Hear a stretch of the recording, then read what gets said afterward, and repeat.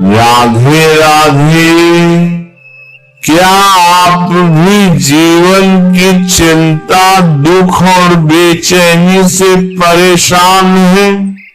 क्या आपको लगता है कि मेहनत करने के बाद भी मन को सच्ची शांति नहीं मिल रही?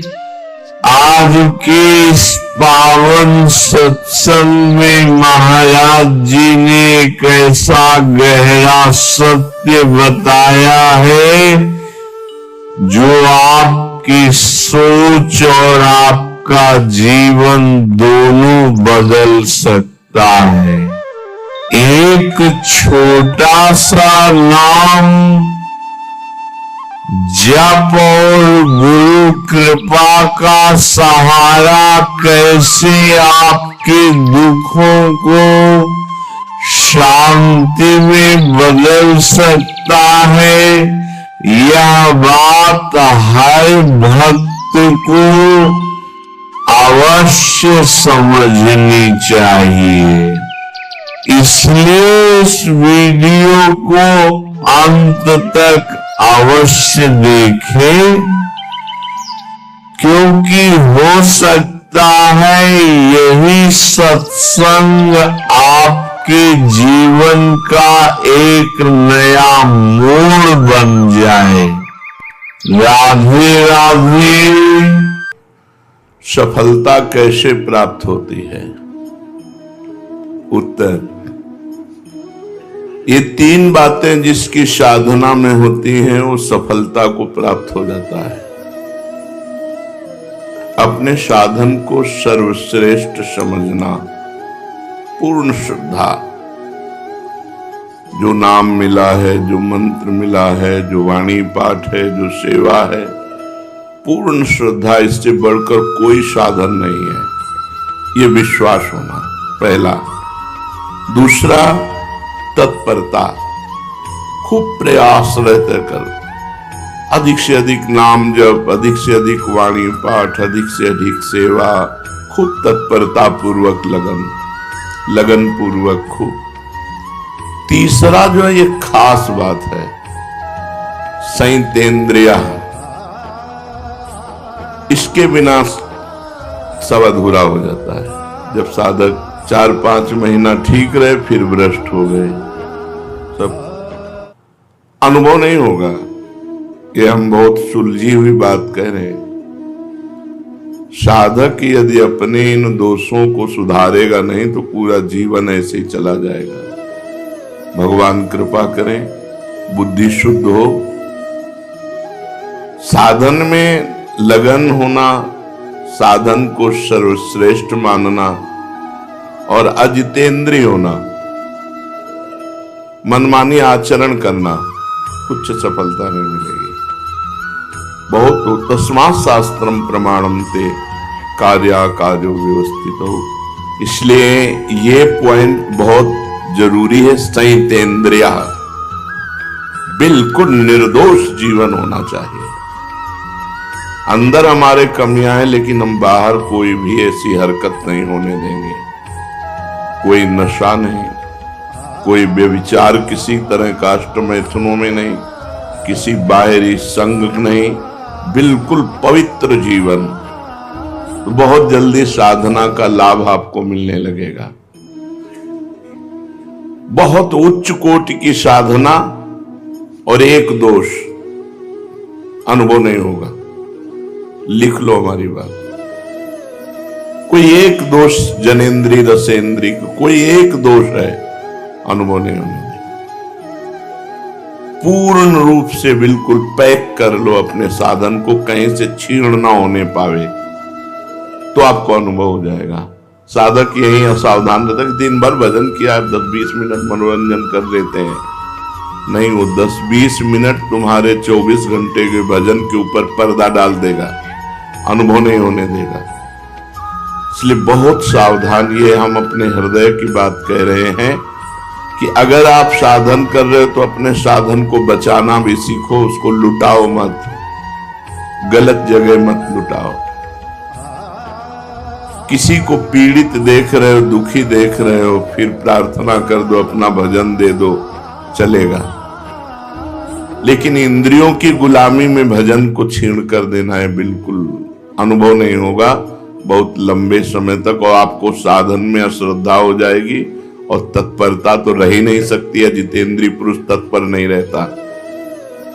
सबसे बड़ा दोष होता है कि जब हमसे गलती होती तो हमें अपने साधन पर अविश्वास हो जाता है, और जो संयतेंद्रीय नहीं है उसकी दिनचर्या एक जैसी कभी चल ही नहीं सकती। ये पहचान है। एक जैसी दिनचर्या संयत इंद्रिय वाला, संयतेंद्रिया। तब ज्ञानम लब्ध्वा पराम शांति मचरेणाधिगच्छति। श्रद्धावान लभते ज्ञानम तत्परा संयतेंद्रिय। दो साधन तो इसमें स्पष्ट प्रकट हो गए, तत्परा, संयतेंद्रिया और श्रद्धा। अपने साथ तीनों बातें इसमें आ गई। अपने साधन पे पूर्ण श्रद्धा सर्वश्रेष्ठ समझना और तत्परता पूर्वक लगन पूर्वक साधन को करना, और साधन में कोई छिद्र न रहने पावे। जैसे आप वैरागी हैं तो किसी माता बहन से किसी तरह संबंध न होने पावे। माता बहनों को चाहिए कि किसी तरह पुरुष से संबंध न होने पाए, किसी भी तरह। अगर आपने इस आज्ञा का उल्लंघन किया तो नष्ट हो जाओगे, और जब नष्ट हो गए तो न मन लगेगा तुम्हारा साधना में, न भजन में, बिल्कुल नहीं लगेगा। और ऐसे रोज उत्साह बढ़ता चला जाएगा। देख लेना, कुछ दिन जब तक पाप नष्ट होते हैं तब तक आनंद नहीं मिलता, नहीं फिर जब आनंद मिलने लगता है, निष्पाप हृदय हो जाता है, फिर क्या कहना, फिर तो कोई रोक ही नहीं सकता परमार्थ में। तो साधन सिद्ध होने में सबसे बड़ा योग है संयतेंद्रिया का। श्रद्धा और तत्परता ये तो जरूरत है ही, लेकिन ये होते हुए भी यदि अजितेंद्रिय है तो अनुभव नहीं होगा। साधन कम हो रहा है लेकिन संयतेंद्रिया है तो बहुत जल्दी लाभ मिल जाएगा। इस पर जरूर ध्यान दिया जाए। संयतेंद्रिया में हर इंद्रिय का संयम है। श्रवणेन्द्रिय, घ्राणेन्द्रिय, नेत्रेंद्रिय, रसेंद्रिय, जनेन्द्रिय। खास करके दो में बिगड़ता है साधक, रसेंद्रिय और जनेन्द्रिय में। अगर रसेंद्रिय ठीक है तो फिर जनेन्द्रिय का शासन कर सकते हो, और रसेंद्रिय ठीक नहीं तो जनेन्द्रिय का शासन नहीं कर सकते हो। रसेंद्रिय ठीक है और जनेन्द्रिय का कुसंग हो रहा है तो भी नहीं बच पाओगे। 5 मिनट हम हंस करके बात कर लेते, 5 मिनट में तुम्हारा सब काम हो जाएगा। तुम्हारे चित्त का अपहरण हो जाएगा, तुम्हारा ध्यान खिंच जाएगा, तुम्हारी मानसिकता बिगड़ जाएगी, तुम्हारे अंदर काम वेदना जागृत हो जाएगी, इतनी असहनीय हो जाएगी कि आप भ्रष्ट हो जाएंगे। ये हम बातें नहीं कर रहे, बिल्कुल यथार्थ कह रहे हैं। चाहे जितने तुम प्रवीण हो, तुम्हारी बुद्धि को भ्रष्ट करके और कुमार्गगामी प्रक्रिया करा न दे माया, तो फिर माया क्या है? इतनी बलवती, इसलिए शास्त्र की आज्ञा का उल्लंघन कदापि नहीं। पूरे जीवन भर जिनको सेवा दी गई है उनके ऊपर भगवान का सुदर्शन चक्र है, वो बुद्धि सुधारेंगे। साधन को चौपट करने का बिल्कुल सरल उपाय, इधर उधर ताक झाक शुरू कर दो, तुम्हारा साधन चौपट। अब तुम्हारा एकांत में चिंतन उसी का बनेगा। साधक चाहे स्त्री साधक हो चाहे पुरुष साधक हो, जब तुमने जीवन को भगवान को अर्पित किया है तो एक बार निराशा अपने मन में डाल लो, मुझे जीवन में कभी पुरुष संयोग नहीं करना, ना हस्तमैथुन करना है, ना किसी प्रक्रिया को स्वीकार करना है। ऐसे ही मुझे जीवन में कभी स्त्री संयोग नहीं करना, ना किसी प्रकार की कोई प्रक्रिया करनी। अजितेंद्रिय पुरुष को सफलता कभी मिलती ही नहीं परमार्थ में। इसलिए बहुत संयम, बहुत संयम, और यही संयम तुम्हारी तपस्या बनेगी, और यही तपस्या भगवान की प्राप्ति कराएगी। तास्तितिक्षस्व भारत, ये आने जाने वाले विकार हैं, और ये तभी विकार हावी होते हैं, हमने देखा है, जब भोजन गलत हो जाएगा या संग गलत हो जाएगा, तभी विकार हावी होते हैं। भोजन और संग, ये दो अगर बिगड़ गए तो साधना को चौपट कर देंगे। इसीलिए थोड़ा जबान संभाल के खाओ और दिमाग होश रखकर संग करो। ये कोई सौभाग्य का विषय नहीं कि स्त्री मिल जाए या पुरुष मिल जाए या खान पान के मारा घूम रहा है संसार इसी में। तुम सौभाग्यशाली हो जो इसके त्यागी हो, इसका त्याग कर रहे हो, ये तुम्हारा सौभाग्य। ये सौभाग्य नहीं कि कोई स्त्री मिल जाए या किसी स्त्री को पुरुष मिल जाए भोगने के लिए। नारकी गतियों में भी मिलता है, ये तो हर जीव भोग रहा है। धन्य है वो काछ वाछ मल निश्चल राखे, धन धन जननी तेरी रे। धन्य है वो, उसकी मां धन्य है जिसका काछ जनेन्द्री पवित्र, वाकेंद्री पवित्र और मन पवित्र। जो लंगोटी का पक्का, जबान का पक्का, मन का पक्का। अगर जीवन भगवान को दिया है तो ये पक्का कर लो कि चाहे विश्व की सुंदरी आ जाए, चाहे विश्व के देवराज ही क्यों ना आ जाए, दोनों पक्षों में बिल्कुल निश्चित। और जिस दिन तुम्हारा मन खराब हो उस दिन उपवास कर लेना। ये हम दवा बता रहे हैं। जय दिन खराब रहते दिन भोजन मत पाना, पानी केवल पीना, अपने आप ठीक हो जाओगे। कोई अन्न दूषित गया है या कोई संग दूषित हो गया, विचार की अंदर की वृत्ति भी दूषित हो जाती है। अगर बुद्धि कामुक हो रही है, मन परेशान कर रहा है, भोजन छोड़ दो। एक दिन, एक पहर, दो पहर, तीन पहर, चार पहर, जब तक बुद्धि भजन में ना लगे तब तक भोजन न करो, अपने आप ठीक हो जाएगा। और ब्रह्मचारी हो इसलिए ऐसा हो नहीं सकता कि भोजन नहीं किया तो आप शक्तिहीन हो गए। ऐसा नहीं होगा, आपके अंदर तेज रहेगा, आपके अंदर उछाली रहेगी, पूरी दिनचर्या होगी। और ये कोई जान न पावे, ये छपवाओ मत कि भैया ये 2 दिन से भोजन नहीं पा रहे हैं। नहीं, हमारा पेट दर्द कर रहा है या हमारे को अनुकूल नहीं पड़ रहा है, स्वास्थ्य ठीक नहीं है। अब सेवा पूरी करो, भोजन बिल्कुल मत करो, अपने आप ठीक हो जाएगा। ये साधन में बहुत जरूरी पॉइंट है, नहीं तो आपको अनुभव नहीं होगा। जिनको ये लगता हो कि गंदे आचरण करते हुए हम भगवत प्राप्ति कर लेंगे, तो हमें लगता है कि बहुत बड़ी भूल कर रहे हैं। वो अचानक भगवान कृपा कर दें तो घोर पापी को भी परम पद दे दे। लेकिन सिद्धांत ऐसा है, संयत इंद्रिया, अपनी इंद्रियों को बस में रखो। उसके लिए कुछ भी छोड़ना पड़े, कुछ भी छोड़ना पड़े। साधक और विषयी में क्या अंतर है? विषयी भोग प्रधान होता है, साधक भगवत प्रधान होता है। उसे भोग मिले, वो भोगों में राजी हो गया, वो भगवान में राजी होगा, भोगों में नहीं राजी होगा। साधक वही है जो भोगों में राजी ना हो। साधक प्रत्येक भोग भगवान के भजन के लिए करता है। भोजन, पानी, खान पान, व्यवहार, उस विषय को स्वीकार करता है जिससे उसका भजन बढ़े। भजन नष्ट हो जाए ऐसा पहनावा नहीं, ऐसा भोजन नहीं, ऐसा व्यवहार नहीं, ऐसी क्रिया नहीं, ऐसा संग नहीं। विषयी पुरुष जिससे भोग बढ़े वो वही आचरण करता। शरीर को सजाना, अच्छे अच्छे रजोगुणी भोजन पाना, एक दूसरे की तरफ देखना, जिससे भोग प्रवृत्ति बढ़े विषयी पुरुष वही आचरण करता है। और जिससे भजन प्रवृत्ति बढ़े वही साधक है जो भजन प्रवृत्ति बढ़ाने वाला आचरण करे। प्रत्येक कर्म भगवान के लिए करे, प्रत्येक कर्म का फल भगवान के सिवा जिसके जीवन में नहीं, वो साधक। और जो प्रत्येक कर्म भोग के लिए करे, प्रत्येक कर्म का फल भोग, वो विषयी पुरुष है। साधक अपने को कैसे जाने कि मैं सही चल रहा हूं? साधक अपने को कैसे जाने कि मैं सही चल रहा हूं?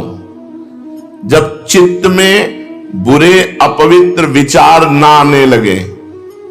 आचरण की तो बात बहुत दूर रही, चित्त में बुरे और अपवित्र विचारों का अभाव हो जाए, जीवन में विनय आ जाए, सबसे झुकना, एकदम दैन्य, विषय चिंतन का अभाव होने लगे और अनुभव हो कि भगवान की हेतु की कृपा है हमारे ऊपर।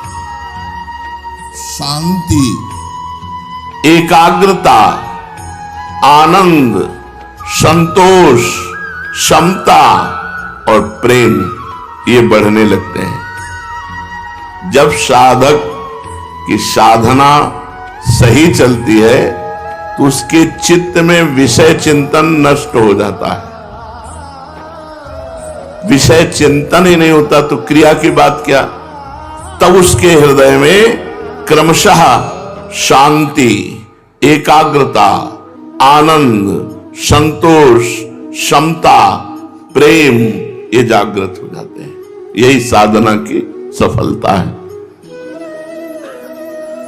बड़ा डर लगता है अच्छे अच्छे साधकों को भ्रष्ट होते देख करके। अच्छे अच्छे साधकों को भ्रष्ट होते, गिरते देख करके बड़ा डर लगता है कि हम कैसे चल पाएंगे जब अच्छे अच्छे साधक गिर जाते हैं। नहीं, डरने की बात नहीं है। जिनको अपनी साधना का अभिमान होता है वही भ्रष्ट होते हैं।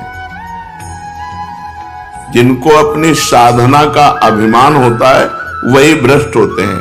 साधक परम प्रवीणता पूर्वक जरा भी दोष अपने अंदर जिसको देखे उसको नष्ट कर डाले, दोष पनपने न दे। अपने को वो साधक कभी सुरक्षित न समझे जिसके अंदर ये सब भोग वासना के दोष हैं और वो आनंद से है। जैसे कांटा चुभा हो तो हर समय परेशानी रहेगी कि निकलना चाहिए, ऐसे हर समय जो हमारे अंदर भोग वासनाएं हैं इनको निकाल फेंकने के अंदर प्रयत्न रहना चाहिए। क्या उपाय करूं? भगवान से रोए, प्रार्थना करे, खूब नाम जप करे, तत्परता पूर्वक साधन करे, उपवास करे, जैसे बने भोग वासना को जड़ से उखाड़ फेंके, नहीं तो भ्रष्ट कर देगी, गिरा देगी। अच्छे साधक कहे जाते हैं पर होते नहीं है वो, तभी वो भ्रष्ट होते हैं। दूर से दिखावे में अच्छे अच्छे कहे जाते हैं पर अंदर से वो अच्छे होते नहीं है। दो कारण, पहला अभिमान के कारण भ्रष्ट होते हैं और दूसरा वो अच्छे कहे जाते हैं, होते दम्भी है, पाखंडी होते हैं, तभी वो भ्रष्ट होते हैं। नहीं, अच्छा साधक कभी भ्रष्ट नहीं हो सकता क्योंकि वो कुसंग करेगा ही नहीं। वो कुसंग की वृत्तियों को ही नष्ट कर देगा। जब हर समय भगवान के भजन में लगा है तो कुसंग का अवसर कहां से है। साधक साधना के प्रकाश में अपने दोषों को देखता है, मेरे अंदर ये दोष है, और भगवान से प्रार्थना करके भजन के प्रभाव से उस दोष को जड़ से नष्ट कर देता है। जो दोष होते हुए अपने को सिद्ध मानने लगते हैं, भगवत प्राप्ति हुई नहीं और अंदर सब दोष भरे हैं और चार लोग दंडवत प्रणाम कर लिए, चेला बन गए तो अपने को सिद्ध मानने लगते हैं। ऐसे लोगों की बड़ी बुरी दशा होती है, भ्रष्ट होते हैं, पक्का भ्रष्ट होते हैं ऐसे लोग। क्योंकि साधना में प्रियता नहीं, अपने को सिद्ध मान के पुजवाने लगे और सारे दोष अंदर है, अभी दोषों का नाश हुआ नहीं। जहां कुसंग का संयोग हुआ वहां भ्रष्ट हो गए, नष्ट हो गए। ऐसी अवस्था में बुरे संग में वो फंस जाते हैं। दबे हुए दोष उनको अपना गुलाम बना लेते हैं, साधक को साधना पथ से भ्रष्ट कर देते हैं। इसलिए डरो नहीं, अभिमान से डरो और अपने दंभ पाखंड से डरो। जो है नहीं वो दिखावा मत करो। अपने अंदर दोष है तो ग्लानि करो, पश्चाताप करो, भगवान से प्रार्थना करो। साधना पथ की रक्षा किस प्रकार से करें कि हम गिरे ना। अगर श्रद्धा का पाथेय है, भक्ति का कवच है और नाम जब अंग रक्षक है तो डरने की बात नहीं। श्रद्धा का पाथेय है, श्रद्धा ये पूरे रास्ते में चलने का आहार समझो। बिना श्रद्धा के इस मार्ग पे चला नहीं जा सकता। तो श्रद्धा का पाथेय, भक्ति का कवच और नाम जप अंग रक्षक। नाम पहारू दिवस निशी, रात दिन नाम का पहरा है तो तुम्हारी साधना को कोई बाल बांका भी नहीं कर सकता। भक्ति का कवच कोई तोड़ नहीं सकता और श्रद्धा है तो बढ़ती चली जाएगी साधना। कभी भी ऐसा साधक भ्रष्ट नहीं होता जो श्रद्धा का पाथे, भक्ति का कवच और नाम जप का सरदार साथ रखता है। अंगरक्षक सरदार नाम जप है। ये महाबलवानों का भी बलवान है, बाल बांका नहीं हो सकता। बार बार आप कहते हैं कि तीव्र उत्कंठा होनी चाहिए साधना में, तो ये तीव्र उत्कंठा कैसे हो साधना में? ये किसी शुभ कर्म का फल नहीं है। तीव्र उत्कंठा ये तो साधु संग से प्राप्त होती है। जैसे आप रोज सत्संग सुन रहे हैं, रोज सत्संग सुने तो आपके अंदर उत्कंठा जागृत हो जाएगी कि विषयों का त्याग करके एकदम। जो तीव्र उत्कंठा है ये किसी कर्म फल से नहीं मिलती, ये साधु संग से मिलती है। जितने परिवर्तित हुए हैं सब साधु संग से हुए। और साधु संग ऐसा नौका है कि आपको मोह त्यागने का कितना कष्ट हुआ बताओ। कौन सा आपने उपाय किया जिससे आपने मोह त्याग दिया? बस हवा आई और बहकर वृंदावन आ गए।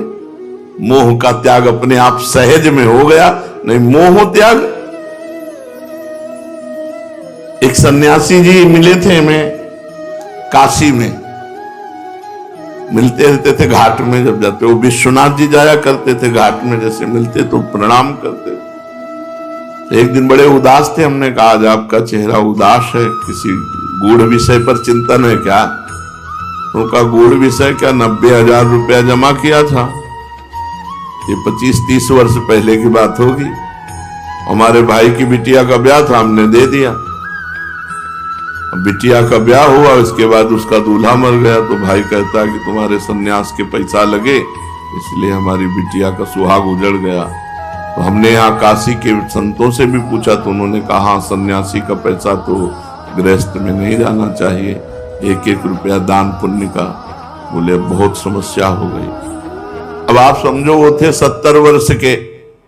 70 वर्ष के होने पर भी अपने परिवार की ममता नहीं छोड़ पाए थे। अपने भाई, भतीजा और भतीजी, बिल्कुल जिस मार्ग में चल रहे हो इस मार्ग में सब जगह से समेट कर एकमात्र प्रभु, एकमात्र प्रिया प्रीतम। तो ये साधु संग से स्वभाव। सर्व संग पहो ही माम, सत्संग सर्व संगो पहो ही माम। समस्त संगों का अपने आप त्याग करवा देगा यदि सत्संग हो रहा है। रोज सत्संग सुनने को मिले तो निश्चित सारे दोषों पर विजय प्राप्त हो जाएगी। श्री भगवान की अपार कृपा उस पर बरसती है जो साधु संग करता है। उस कृपा के प्रभाव को जानकर उसके जीवन में भगवत प्राप्ति की तीव्र उत्कंठा आ जाती है। असली उपाय है भगवान की कृपा से साधु संग हो जाना, जिससे भगवान की महिमा और इस जीवन का परम लक्ष्य कि मेरे जीवन का लक्ष्य क्या है? भगवत प्राप्ति।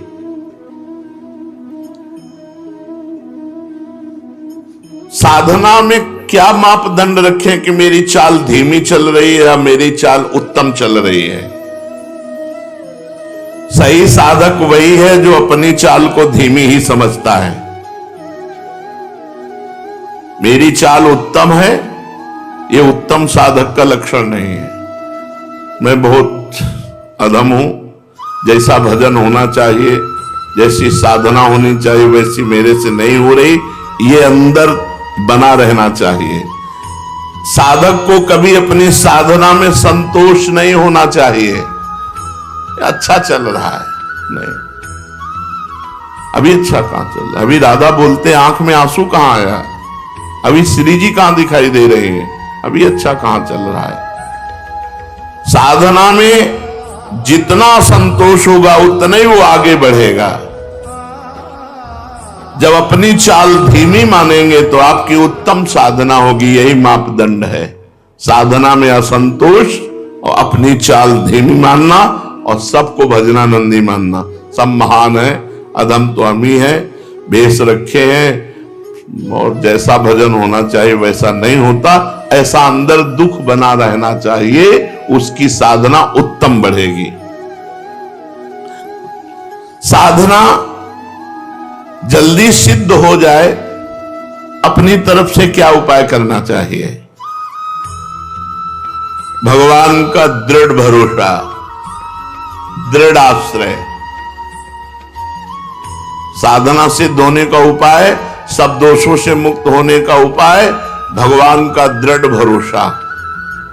हम वही मुंह की खाते हैं जहां भगवान की आज्ञा का उल्लंघन करते हैं, शास्त्र आज्ञा का उल्लंघन करते हैं। पक्का समझ लो, गुरुदेव भगवान कहते थे चाहे 24 घंटा भजन कर लो, अगर 1 मिनट भी आज्ञा का उल्लंघन करोगे तो 24 घंटे के भजन का आनंद अनुभव नहीं कर पाओगे। बिल्कुल ठीक लकीर पे चले, जो लकीर खींच दी गई वैसे लकीर का फकीर।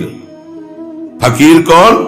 जो लकीर का फकीर, जो गुरु ने लकीर खींच दी कि इस पे चलना है, बस इधर नहीं इधर नहीं, राई के सम चलत ही हो तो और की ओर, राई भर पैर उतार दिए लकीर से तो फकीरी में अंतर आ जाएगा। लकीर का फकीर, जो गुरु ने शास्त्र ने लकीर खींच दी बस उसी पे चलना है। इधर उधर गाड़ी उतारोगे पलट जाएगी। जो जीटी रोड बना है उसी पे चलो। ये जो संप्रदाय है, जो मार्ग है, ये जीटी रोड है, राजमार्ग है, इसमें गिरोगे नहीं। अपनी जान में प्रयास में कमी न रखे, साधना का अभिमान न रखे और भगवान का भरोसा रखे तो जल्दी साधन सिद्ध हो जाता है। साधन में साधक को मेल जोल बढ़ाना ठीक है कि नहीं? ये हमारे दोस्त हैं, हमारे परमार्थिक अगर हैं, भजनानंदी हैं तो कोई दोष नहीं है। और अगर थोड़ी भी संसारिकता उसमें है तो तुम्हें गिरा देगी, इसलिए दोस्त नहीं बनाना चाहिए। जीवन में दोस्त नहीं बनाया आज तक, अभी कोई दोस्त नहीं, आगे भगवान जाने। आज तक कोई दोस्त नहीं तो दुश्मन का सवाल ही नहीं होता। जब दोस्त हो तो दुश्मन हो, न दोस्त है न दुश्मन है। भगवान ने बड़ी कृपा की, आज तक एक दोस्त नहीं, एक भी नहीं है। वृंदावन में रहते हुए 27-28 वर्ष हुए जा रहे हैं, एक भी दोस्त नहीं। पीछे तो वैराग्य में जीवन रहा तो वहां दोस्त का सवाल ही नहीं उठता। यहां भी एक भी दोस्त नहीं। कोई सब संत महंतों की चरण रज माथे पे है, लेकिन अपना किसी से नहीं है कि अमुक आश्रम के अमुक महंत से हमारा प्रेम है। सबसे प्रेम है।